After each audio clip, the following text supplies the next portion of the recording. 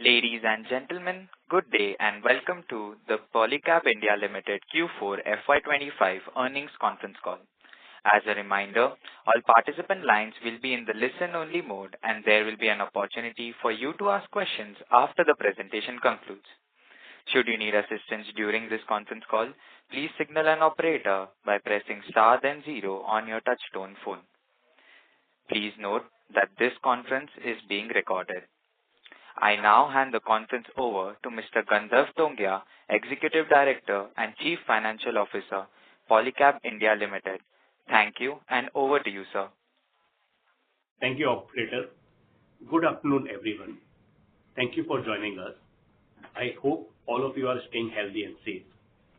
I am Gandharv Tongia, Executive Director and CFO at Polycab India Limited. On this call, we shall discuss the Q4 FY25 results, which were approved in the board meeting held yesterday. We will be referring to the earnings presentation, financial results, and financial statements, which are available on the stock exchanges as well as on the investor relations page of our website. Joining me today from the management team, we have our Chairman and Managing Director, Mr. Inder T. Jaisinghani, and our Head Investor Relations, Mr. Chirayu Upadhyay. Let me now hand over the call to Sri Inder Bhai for his comments. Good afternoon, everyone. We are proud to announce that FY25 has been a landmark year with record-breaking revenue in both the fourth quarter and full year, powered by strong growth across all segments. Our full-year revenue crossed 220 billion, making Polycab the largest company in the electrical industry by revenue. Our wires and cable business extended its leadership. FMEG outperformed industry as well as achieved a profitable breakthrough. And EPC delivered exceptional scale.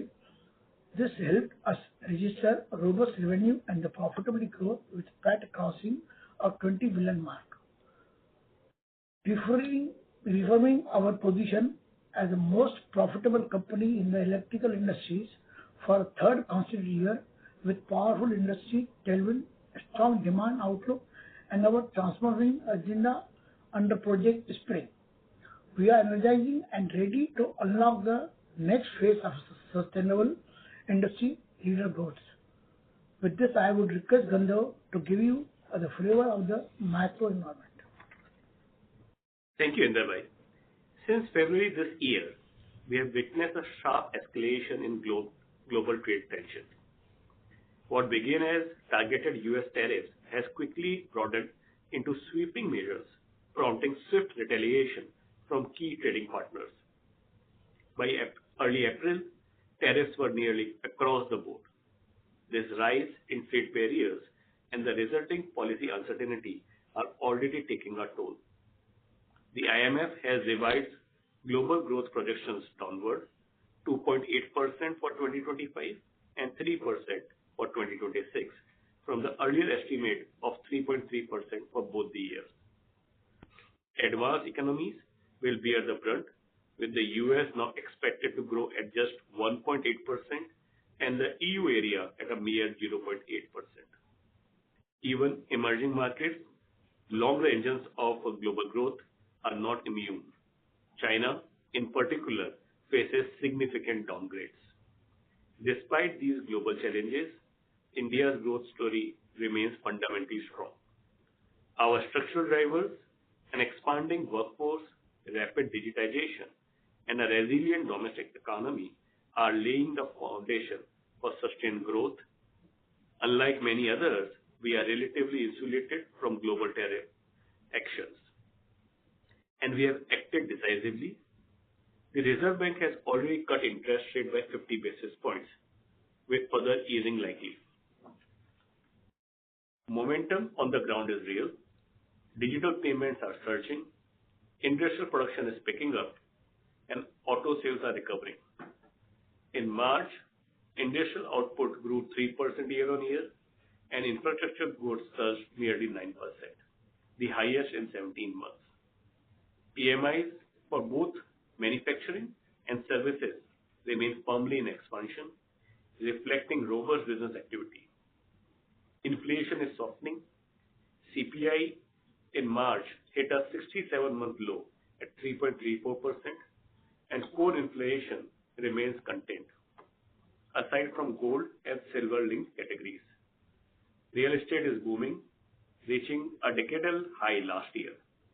Corporate investment is rebounding, fueled by stronger balance sheets, lower borrowing cost, and higher capacity utilization.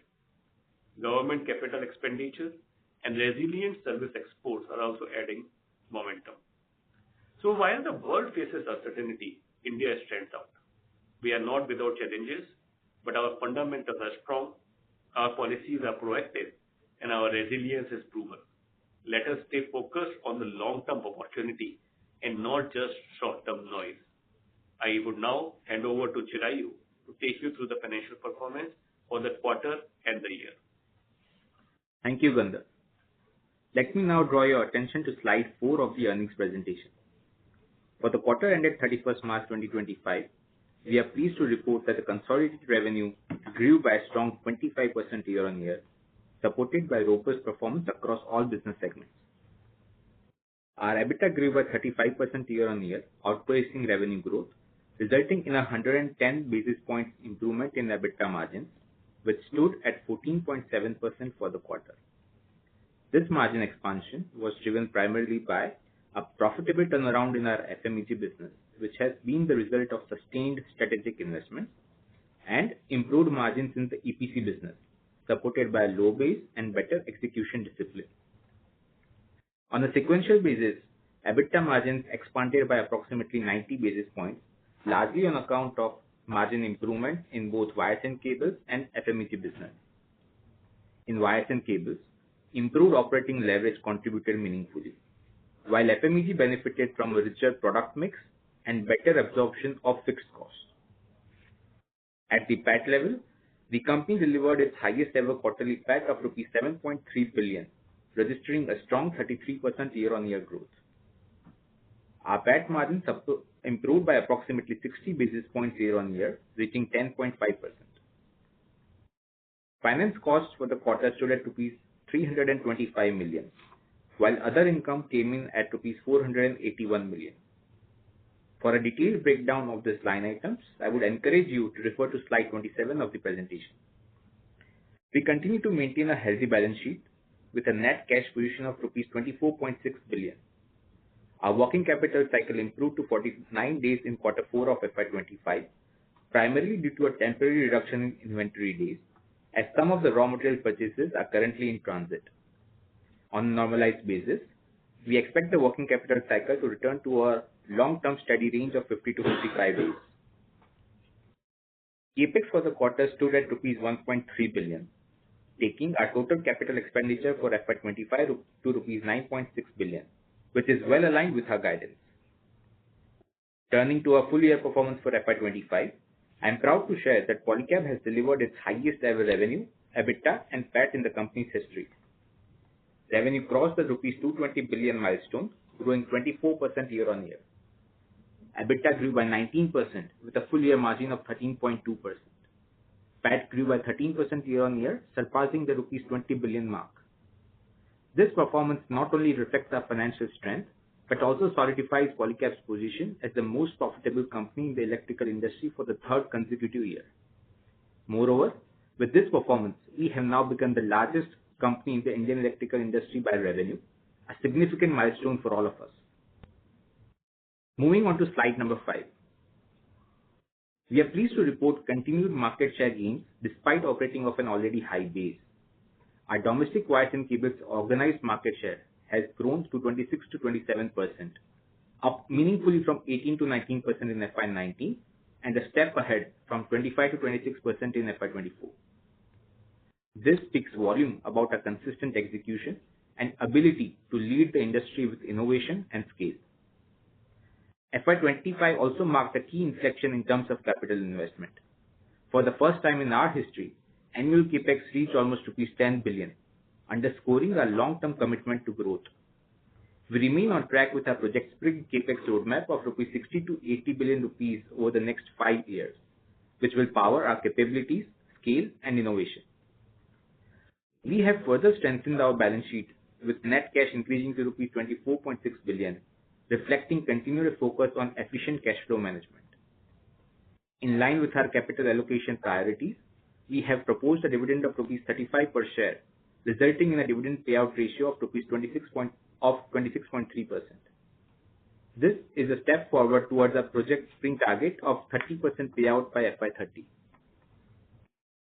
Now let's move to slide 9 for a quick update on the wires and cables business.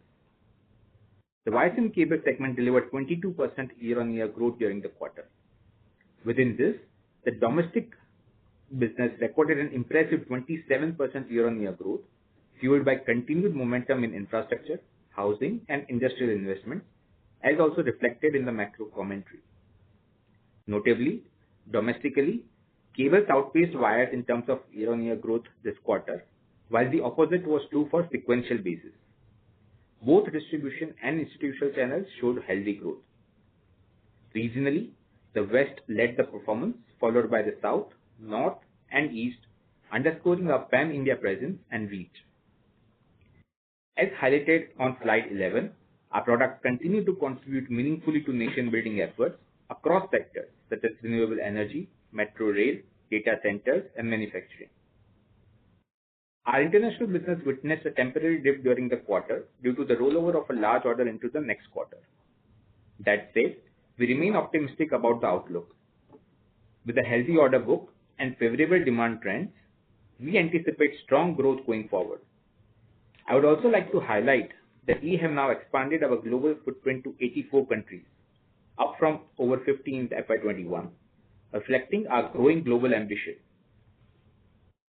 EBIT margins for the wires and cables business came in at 15.1%, improving by 140 basis points sequentially. This performance was supported by better operating leverage and a favorable product mix, though partly offset by lower contribution from the international operations. Moving on to slide 13 for an update on the FMEG business. The FMEG business delivered exceptional performance this quarter, registering a strong 33% year-on-year growth, with robust contribution from across all product categories. This marks the 5th consecutive quarter of outperformance versus industry benchmarks, reaffirming the strength of our strategy and execution in this high potential segment. Let me take a moment to walk you through the key drivers of this performance. Starting with fans, despite a delayed onset of summer, the segment recorded impressive growth. This reflects the success of our premiumization strategy and focused execution. We launched over 100 new SKUs in this category, extended our geographic reach to over 350 new towns, and added 280 channel partners and more than 8,000 retailers during the year. As a result, premium fans now contribute around 18% of FY25 sales volume and almost 30% by sales value.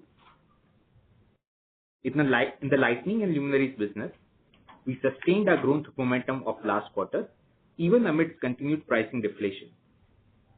Growth was driven by both volume and value, thanks to our expanding premium portfolio, which now contributes almost 21% of the lights and luminaries sales volume and again almost 30% by sales value. We launched over 200 new SKUs, expanded our footprint to approximately 700 towns, and onboarded 170 plus partners, over 11,500 retailers this year alone. Our value proposition of high quality, energy efficient lighting solutions continues to resonate well across urban and semi-urban markets. Our solar product business stood out as a clear outperformer, growing nearly 2.5 times over the year, making it the 3rd largest category within our FMEG portfolio. With strong tailwinds from the government initiatives like the PM Surya Ghar Yojana, state-level subsidy schemes, and rising awareness around renewable energy, we see a long runway for growth in this category. States such as Maharashtra, Gujarat, Rajasthan, Telangana, MP, UP, and Tamil Nadu led demand, and we expect the momentum to continue. Other product categories, including switchgears, conduit pipes and fittings, and switches, also delivered healthy growth. This was supported by continued momentum in the real estate and construction sector and our focused approach towards portfolio enhancement and market penetration. As mentioned in the opening remarks, we are pleased to report that the FMEG business turned profitable in quarter 4 of FY25, following 10 quarters of sustained strategic investments in talent acquisition, product development, and brand building. These investments are now translating into tangible results, and we remain committed to this path. Looking ahead, the FMEG segment is expected to continue its upward trajectory, aligned with our Project Spring goals of achieving 1.5x to 2x industry growth and improving EBITDA margins to 8 to 10% by FY30. Our ongoing investments in channel expansion, product innovation, and brand equity will be pivotal in unlocking long-term value in this segment. Moving on to slide number 15. This slide provides an update on our EPC business. We achieved revenues of rupees 6,028 million in quarter 4, marking a 47% year-on-year growth. Profitability increased by 171% year-on-year, with segmental margin at 9.4%. The robust growth within the business was driven by strong execution of the RDSS order book. During the quarter, the company executed an agreement with BSNL for design, supply, construction, installation, upgradation, operation, and maintenance of middle mile network of BharatNet in the Bihar Telecom Circle, amounting to rupees 30 billion inclusive of GST. This includes a capex of rupees 15 billion, opex for newly constructed network of rupees 9.3 billion, and opex for existing network of rupees 5.2 billion. The execution period for the capex part is 3 years, with opex part on the new network beginning from 4th year post completion of the capex life. The opex part on the existing network has begun along with the execution of the agreement and will last for 10 years. Polycab has also been declared the lowest bidder in the Goa, Karnataka, and Puducherry package, with the capex order amounting to rupees 41 billion inclusive of GST. Execution of the agreement for which is expected to complete soon.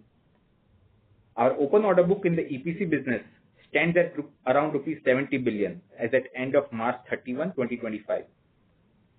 The annual sustainable operating margin in this business is expected to be in high single digit over medium to long term. Before we close the quarter's update, I want to take a few minutes to speak about a subject that is not just a business imperative, but a moral one: our commitment to environmental, social, and governance excellence. At Polycab, we believe that a company's true value is not only measured in revenue or market share, but also in how responsibly it operates towards people, the planet, and the principles of good governance. ESG is no longer optional. It is essential for long-term resilience, for trust, and for value creation. It is about doing well by doing good. Over the past 3 years, we have laid a strong foundation for this journey. We developed a comprehensive ESG framework, one that is not just theoretical, but integrated into how we operate. We established an ESG charter that institutionalizes accountability through a dedicated board ESG committee, a central ESG council, and a cross-functional ESG working group. We also appointed our Chief Sustainability Officer and worked closely with expert consultants to align our strategy with global standards. Importantly, we spent the last 2 years working quietly but steadily on internal ESG goals, understanding our impact, strengthening our capabilities, and building the right culture. Earlier this year, we took another critical step forward. We refreshed our materiality assessment by actively engaging with a wide range of stakeholders: employees, customers, investors, suppliers, and community representatives. This collaborative approach helped us identify 15 ESG topics that truly matter to both our business and our stakeholders. I'm pleased to share that going forward, we are setting bold, measurable 5-year goals on 10 of these material topics, covering all 3 pillars of E, S, and G. These goals are laid on slide number 19. Our ESG goals form the core of our 5-year ESG roadmap, aligned with our broader transformation initiative, Project Spring. Through it, we are embedding sustainability into every aspect of our business, ensuring we grow responsibly, operate efficiently, and lead by example. We know this is a long road, but with the right intent, a strong foundation, and a culture of responsibility, we are confident that Polycab will not just keep pace with global expectations, but help shape them. Thank you for your continued support and belief in our journey. That was the update for the quarter. Thank you, and we are now open for questions. Thank you very much. We will now begin the question and answer session. Anyone who wishes to ask a question may press star and 1 on their touchtone telephone. If you wish to remove yourself from the question queue, you may press star and 2. Participants are requested to use handsets while asking a question. Ladies and gentlemen, we will wait for a moment while the question queue assembles.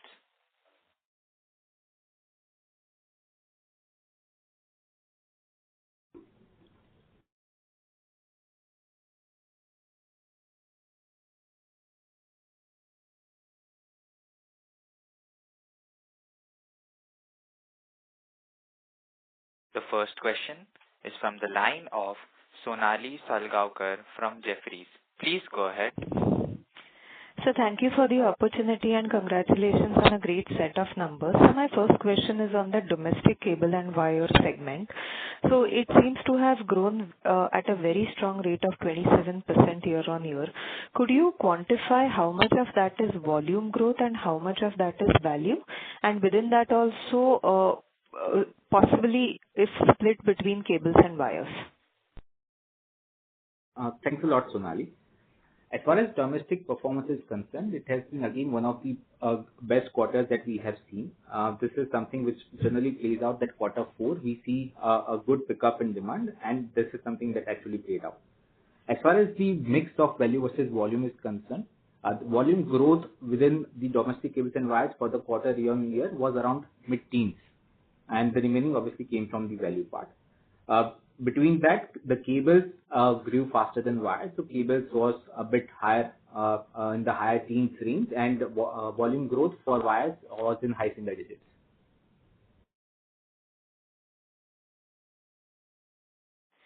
Ladies and gentlemen, we seem to have lost the connection of the participant.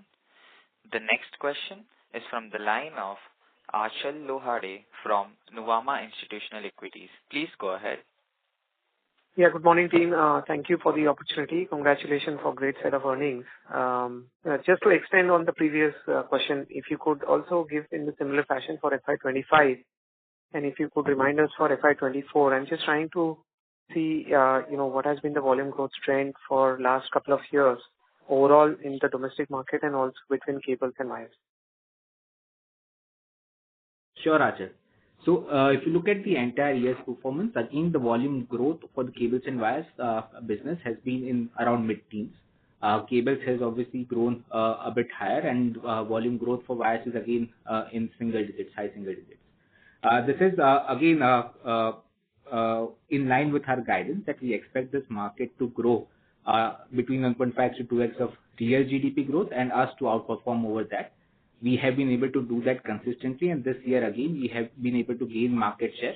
We believe our market share now in the domestic organized market is closer to around 26 to 27%.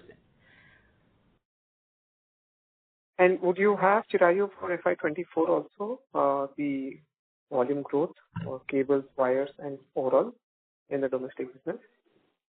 Actually, I don't have it handy, but we have disclosed it in our last year's call, so probably we can refer to that. Okay. The second question I have is with respect to the margins. For the fourth quarter, we've had, strong margin performance. This is despite the relatively weaker performance in the export, which is the most profitable segment. So I'm just curious to understand in terms of the margins. Has there been any inventory gains, any one-offs here, given fourth quarter is the balancing quarter? Just wanted to understand your perspective on the same. So actually there are no one-offs as far as margin improvement is concerned. The entire improvement is largely because of the operating leverage that we have gotten the advantage of. If you look at our margin trajectory of last 3 to 4 years on a quarter-on-quarter basis, you'll always see that there is a consistent improvement consequential in every quarter, and fourth quarter is always the best in terms of margin. This year has been no different, and we have been able to improve on our margins in the fourth quarter here as well. Understood. And just a last question in terms of the EBIT margin guidance for cable and wire. How do we look at that for next 3-4 years? Ajay, our guidance as a part of Project Spring is on EBITDA, and we've given a guidance that over the near to mid-term, we expect the EBITDA margins in the cables and wires business to be consistently in the 11 to 13% range. This is only for cables and wires piece, right? Yes. And what was it for FY25? That's my last question. So EBIT margins for cables and wires for the year were at 13.6%. So EBITDA margins would have been between 14 to 15%. Okay. All right. I'll fall back in the queue. Thank you so much. Thank you. The next question is from the line of Renu from IIFL Capital. Please go ahead. Yeah, hi, good afternoon team and congratulations for the strong performance.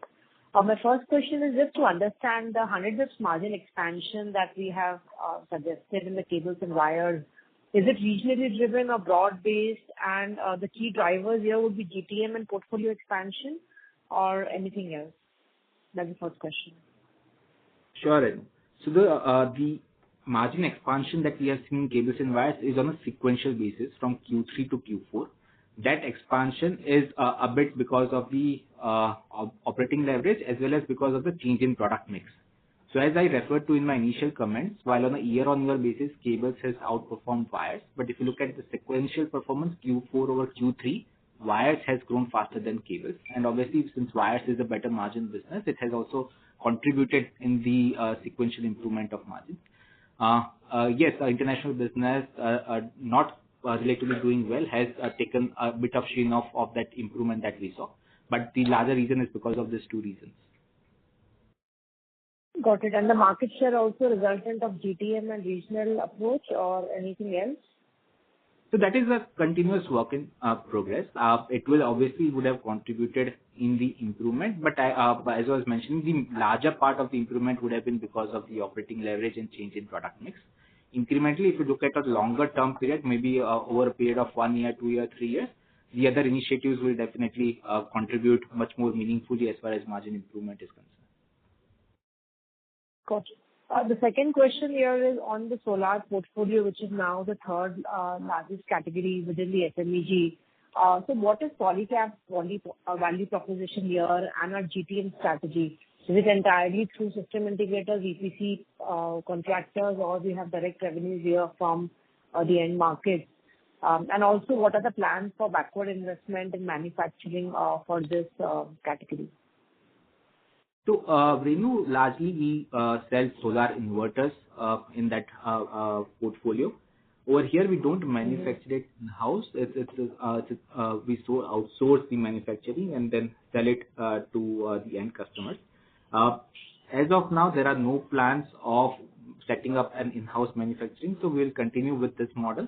We'll obviously onboard more vendors through which we can increase our sourcing and then service the full range up till 325 kilowatts, which is what is the upper limit as far as the usage in India is concerned. And any plans to get into solar EPC rooftop projects? Not as of now. Sure. Thank you, team. That's it from my side. I'll get back with more questions if any. Thank you and all the best. Thank you. The next question is from the line of Deepak Gupta from JM Financial Asset Management. Please go ahead. Good afternoon, sir. Thank you for taking my question. My first question is on the export opportunity. If you could give us some perspective about how do you see export revenue shaping up for FY26 given the challenges that we are seeing in US regarding trade tariffs, etc.? Sure, Deepak. So as far as our performance on exports is concerned, we expect a material improvement going ahead every year. Within Project Spring, we have anyways laid out a guidance that we would want to increase the contribution of exports to the overall revenue to 10% from the current 6% that we saw in FY25. The lower performance or relatively lower performance in FY25 was because of various reasons. As you are aware, in the first half, we were still going through our business model change in the US, which obviously led to a bit of a lower sales from the largest geography that we had over there. But that is now complete and behind us, and we have our sales happening in the US through the hybrid model. The other large geographies are something that we have tapped into. We have a very good order book coming in from Middle East, from Europe, from Australia, and that is something that we will service over the course of next year and so. Largely, we don't see any material impact as of now because of the tariffs which are being levied. As of the current status, 10% tariffs are levied across all the geographies which export to, and that means it's status quo as compared to what it was a couple of months back. Even going ahead, post the completion of the 90-month period, if you look at the tariffs which are expected to get levied, India stands to benefit because the tariffs are relatively lower than the other larger cable exporters from Asia. So we don't expect any negative impact of tariffs. In fact, if you look at the current status, all our current orders which we had from that geography, we were able to pass on the increase in cost because of the tariffs to them. So in general, if you take a mid to long term view, we are very positive on the exports opportunity. We keep on adding new geographies. As I mentioned, last year to this year, we already added 5 new geographies wherein we are now approved as an exporter, and we will keep on improving that. In fact, what we are also doing is we are now setting up 3 different divisions within our exports, wherein we will be catering to the OEMs, to the distributors, and through EPCs through the separate teams. So we are doubling down on execution. We are increasing the team, and we've also charted out the geographies where we want to expand to.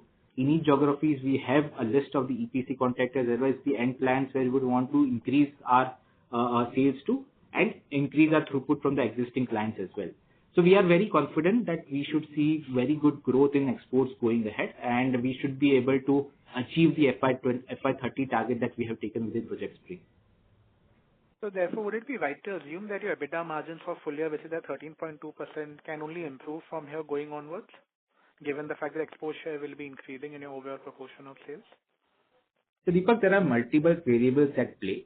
Definitely, since exports business is a relatively higher margin business, and if the mix improves, definitely that should help as far as the margins are concerned. But we should also look at the other variables, which, for example, let's say we are also going to be investing a lot in capacity expansion over the course of next 5 years. While in the initial phases, the utilizations are low, the operating leverage is something that goes away, and that is where there can be a bit of a negative impact on the margins front.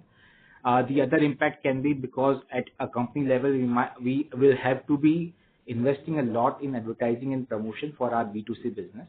A percentage of that gets allocated to the cables and wires segment as per the top line contribution, and that can also have a bit of a negative impact. We are also going to be investing a lot going ahead on R&D and innovation, and that obviously expenses can eat up a bit into your margins. So largely, there are positive variables as well as negative variables, and that is where the margin trajectory going ahead, in spite of whatever will happen, I think we have given a guidance of 11 to 13%, and we are reasonably confident that we should be able to deliver within those margin range. Noted. Thank you so much. Thank you.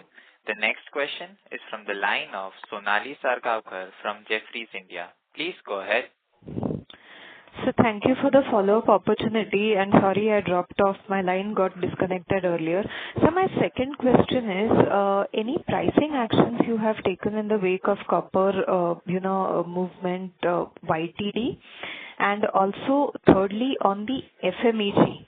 FMEG margins, I know this question had come up earlier, but what is the kind of sort of guidance that you would like to give on a sustained basis for FMEG margins going forward? Sure, Sonali. So as far as the cables and wires business is concerned, as you are aware, we pass on the changes in commodity prices on a monthly basis. That is the practice that we followed in the previous quarter and the current month of this quarter as well. Whatever increase or decrease in copper, aluminium, or other commodity prices were there, we passed it on. Largely, I think in the previous quarter on the copper front as well as aluminium front, mid to high single digit pass on of the increase in commodity prices was done. And again, basis whatever changes have happened in this quarter, all those changes have been passed on to the end customers. As far as the FMEG margins are concerned, it is after almost 10 quarters that we have seen a profitable quarter for the FMEG business.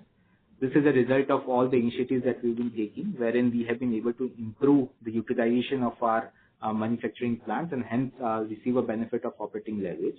We've also seen a change in the product mix that we have in the favor of higher margin products like switch gears or a solar or conduit pipes, wherein we are profitable. So that has led to this improvement. Going ahead, we expect that we should be able to continuously see improvement in our margins towards our guided range of 8 to 10% of EBITDA margins by FY30. So every year we should see an improvement from the current margins that we have in the FMEG business.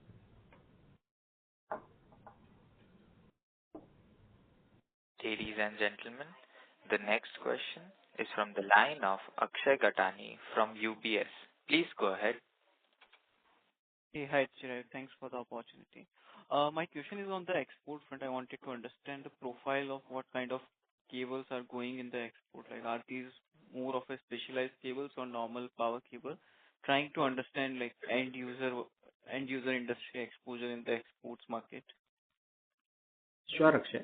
So it's a mix of both, but the higher proportion will be from low voltage and medium voltage cables, which has the maximum demand from across geographies. But having said that, we also supply solar cables or cables which are used in other specialized and industries as well, and that will obviously depend on the geography as well as the project wherein we have bid on. But to answer your question very simply, if the larger contribution is from your low voltage and medium voltage cables, and the smaller part coming in from specialized cables. Okay, got it, Chirag. Thank you. And another question is on the domestic front. What is driving this strong demand per se, like end user industry? Like these are LV, MV cables, or you're saying HV cables also doing reasonably well? So Akshay, since low voltage and medium voltage combined are almost 50% of the overall market, I think the kind of demand momentum witnessed over there will have the maximum impact as far as the industry growth is concerned, as well as the growth of larger players like us is concerned. So that is obviously the primary type of cables which is driving the demand growth. But even high voltage or EHV cables, the demand for those type of cables is also pretty strong. As far as industries are concerned, across all the types of industries, we have seen consistent good demand. Power industry is one such industry wherein we have seen an improvement in demand, and we expect this to be a consistent phenomenon going ahead. Especially the transition to renewable energy sources is something which is a very, very big opportunity in the country and for manufacturers like us, and we are trying to tap as much of that opportunity as possible. Other industries like real estate, they continue to do well, and we expect it to do even better going ahead, looking at the kind of momentum we have seen over the past 2 to 3 years. We have the product categories which can be supplied to every or each and every type of industry which is there in India. And we keep on improving on the quality of those products, the availability of those products, and that is where we expect that we continue to see a very good growth. In line with our Project Spring guidance, we will target to grow the cables and wires business at almost 1.5 times of the industry growth and continue to gain market share from the other industry peers. Thanks, Chair. This is helpful. One more question, if I can. As you said, like R&D expenditure might go higher and this could impact near-term margins. So where will this R&D expenditure be going, and any guidance as a percentage of sales? What could be the range? We wouldn't want to give a guidance on the percentage, but on an absolute basis, definitely it will continue to go up, and it is not something which will just be a near-term phenomenon. It is something that we will do consistently. If you recall, one of the pillars within our Project Spring guidance is that we will increase our focus on innovation and R&D. So that is something that is within our to-do list, and we'll continue to focus much more aggressively than what we have done in the past and increase our spends over there. Okay, got it. Thank you. Thank you. The next question is from the line of Praveen from PL Capital. Please go ahead. Yeah, thank you for the opportunity. My first question is related to the EPC. As you had given a 70 billion order book, is that only a BharatNet order book you have, nothing to RDSS? And also, because now you had already given us in high single digit margin in EPC, So is that a same kind of a margin we are going to expect from the BharatNet project as well? So that's the first question. Sure, Praveen. So the 70 billion order book which I mentioned consists of two components. Of the 70 billion, 40 billion is order book from the RDSS project, and the remaining 30 billion is from the BharatNet scheme. The 40 billion of RDSS order book is something that we have to execute over the course of next 2 to 3 years. So that will give us almost consistent quarterly run rate of almost 5 billion from that.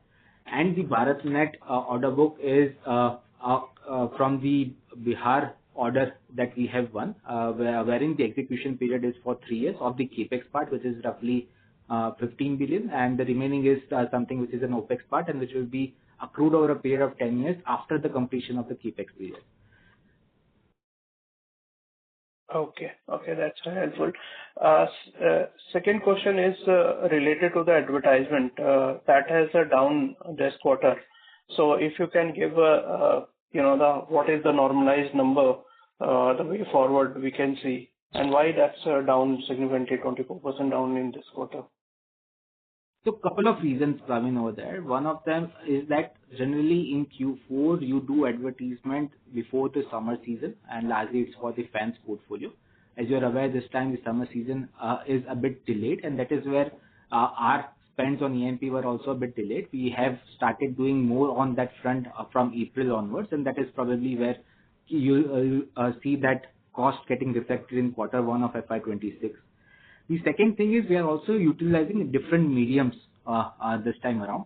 Last year we did a brand refresh event and we had tied up with ICC being an official partner for 3 of the World Cup events. That is something wherein we had increased our spends materially last year. This year relatively it's lower, but consistently every year you'll see an increase over there. We are also utilizing different mediums for doing the AMP spend. So for us, this year, digital medium is something that we have focused a lot on, as well as your on-ground activities with your retailers, distributors, etc. This type of AMP is relatively lower costing, and hence you might have seen a bit of a dip as far as AMP spends are concerned. But again, going ahead, all the type of both above the line and below the line marketing activities are something that we will pursue. And each year you will see an increase in the AMP spends that we will be doing for our B2C business. Okay. So we can assume this is a one-off. Way forward, we'll see the improvement there. Last question is related to the international business. So international business down 23%, and you had said that's a roll forward to the next quarter. Is this due to nothing to do with the US tariff escalation, or something is because of that as well? So Praveen, on as far as the US tariff related things are concerned, see the end clients, obviously even for them, there is as of now no clarity as what situation will persist, let's say a couple of months down the line. So whatever orders we have received, that will continue to be executed. Whatever projects are ongoing in the US, obviously they wouldn't get delayed, and they will continue to raise demand for whatever types of cables that they require. So we don't see any material change because of the tariff related announcements as far as the demand from that geography is concerned. But of course, post there is more clarity, let's say 2 months down the line, I think the demand momentum will improve even further, and that is where I think the momentum from our sales to US will see further improvement even for all the Indian players or exporters. Okay. Got it. Thank you. That's it from my side. All the best. Thank you. The next question is from the line of Natasha Jain from Phillip Capital. Please go ahead. Thank you for the opportunity and congratulations on strong set of numbers. Chirayu, my first question is on the export side. So, firstly, can you tell me the contributions from US in our total exports for FY25 and 24? Sure, Natasha. So as far as this year is concerned, the contribution of US of our overall sales will be in high teens.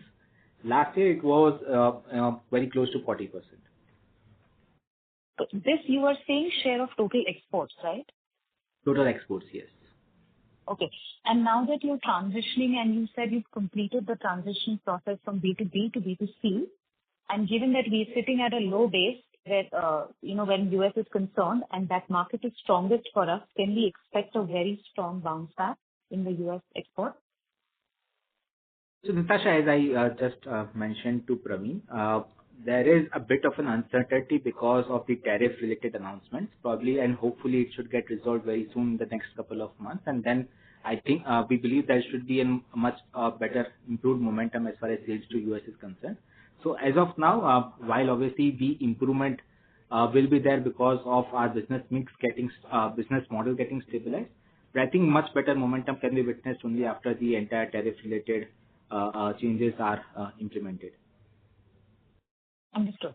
My second question is, again, related to wires and cables. You mentioned that sequentially a margin improvement happened also on account of favorable product mix.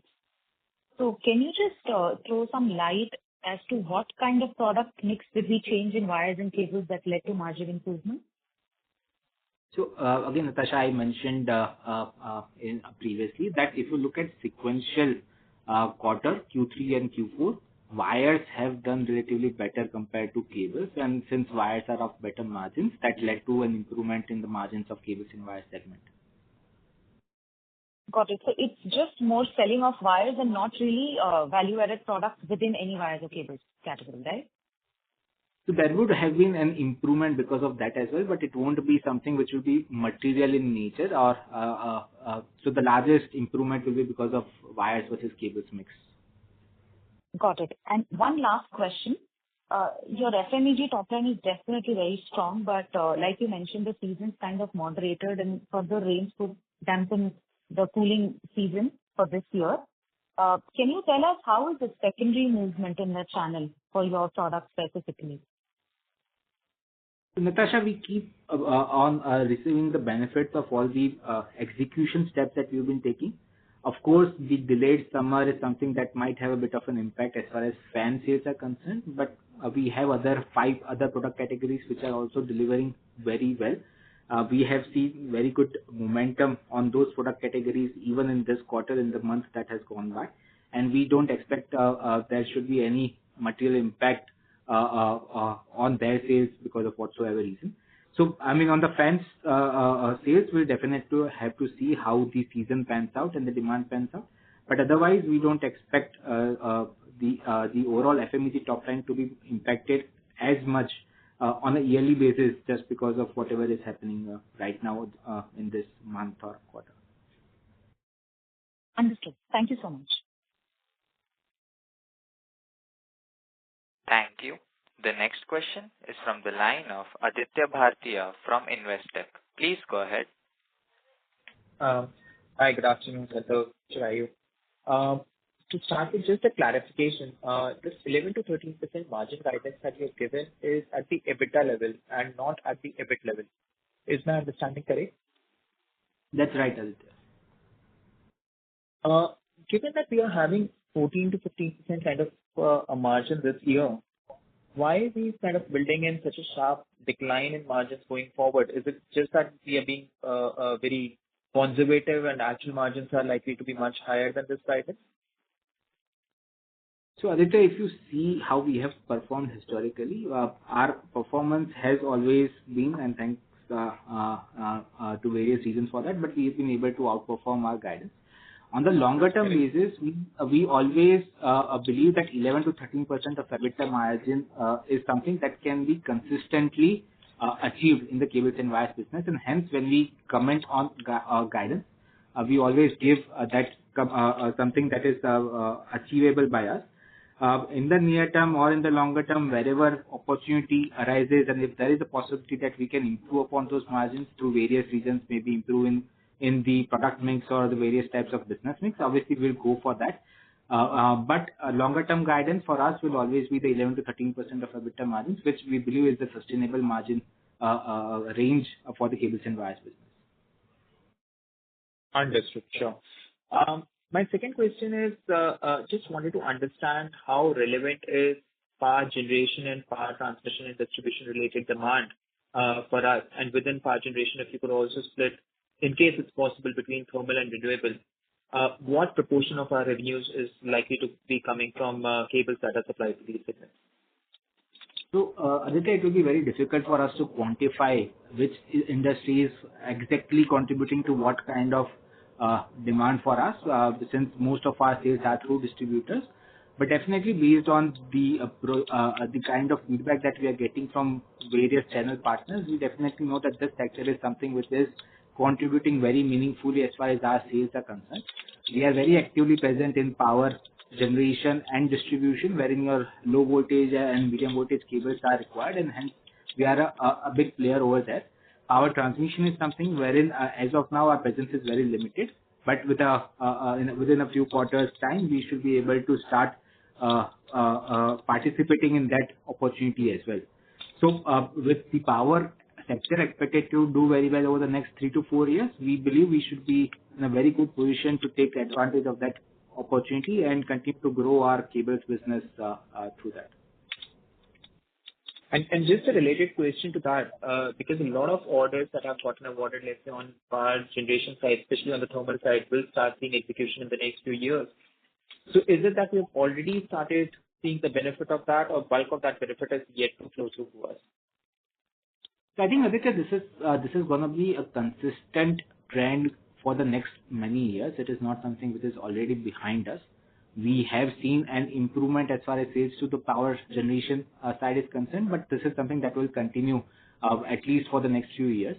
As we are aware, at least on the power green power side, we have taken a very aggressive target of reaching 500 gigawatts of power generation through renewable sources, and we are roughly at around 200 odd gigawatts of renewable power generation. So definitely investments on that front will continue for the next many years, and we'll keep on supplying cables to that opportunity. Understood. Thank you so much. Thank you. The next question is from the line of Vidit Trivedi from Asian Market Securities. Please go ahead. Yeah, hi sir. Thank you for the opportunity and congratulations on the great set of numbers. Most of the questions have been answered. I just wanted to know what's the capacity utilization during the quarter and over the whole year, and any comments on the entry of new players and any product launch in the FMEG segment? Sure, Vidit. So as far as capacity utilization is concerned, at an yearly level, we are somewhere between 70 to 80% utilization rate. Quarter 4, obviously, the utilization goes up because it is the quarter when you see the maximum demand. So we will be north of 80% for the quarter, but on a yearly basis, we are between 70 to 80%. As far as the entry of newer players is concerned, see, this is an industry which has done consistently well over the past 3 to 4 years, and we have very good visibility of it continuing to do very well in the near future. The entry of new players just reaffirms our thought process that this industry can continue to grow at a very good rate in the near on the longer term, and that is why it makes sense for newer players to look at and the larger players to look at this as an industry. The positive impact of this also is that we will see the best practices of those players coming into this industry, and hopefully the existing players can replicate that and improve on their businesses as well. What will also happen is that there will be an acceleration as far as the market share for organized players is concerned.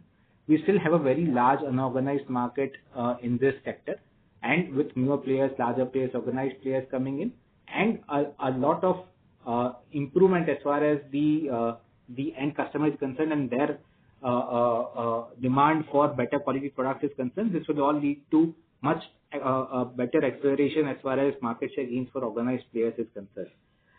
Having said that, what we'll also do internally is obviously we'll double down on our execution.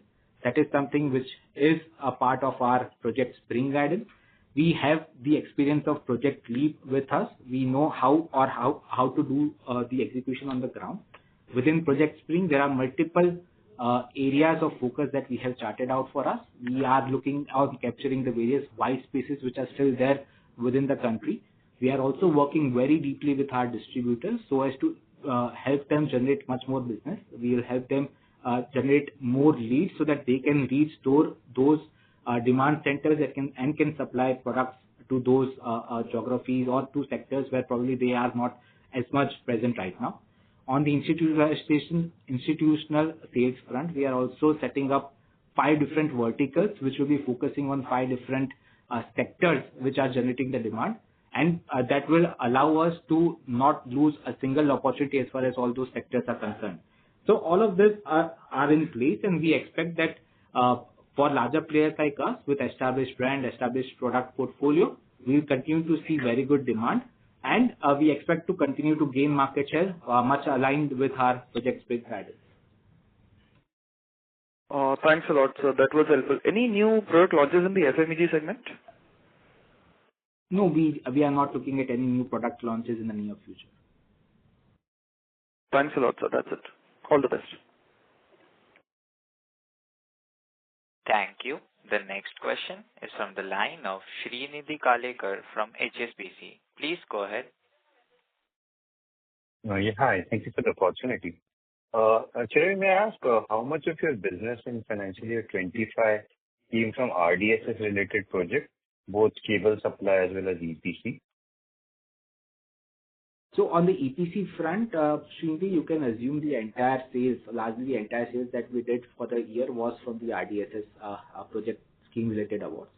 Roughly, almost around 40% of those orders have cable comply components. So that is the kind of cable part that sales that would have done through the RDSS orders. Right. And are you seeing incrementally opportunity from RDSS related project moderating? I'm talking beyond FY26. I guess 26 you have order backlog already strong, but how should we think beyond 26? As of now, Srinidhi, the RDSS scheme is up till FY26, and orders and our tenders for various projects under that scheme are continuously awarded. So we are looking at that. For future, I mean, we'll have to wait and see if that scheme is extended by the government, and if it happens, obviously, then we'll participate in that scheme going ahead. Understood. And last one, I really want to understand your significantly superior margin profile. If you look at your close peers, it appears like you have at least 5 to 6% higher margins. So would it be possible to throw some light in terms of how would you attribute this superior margins to pricing, mix, related scale, those factors and your own efficiencies?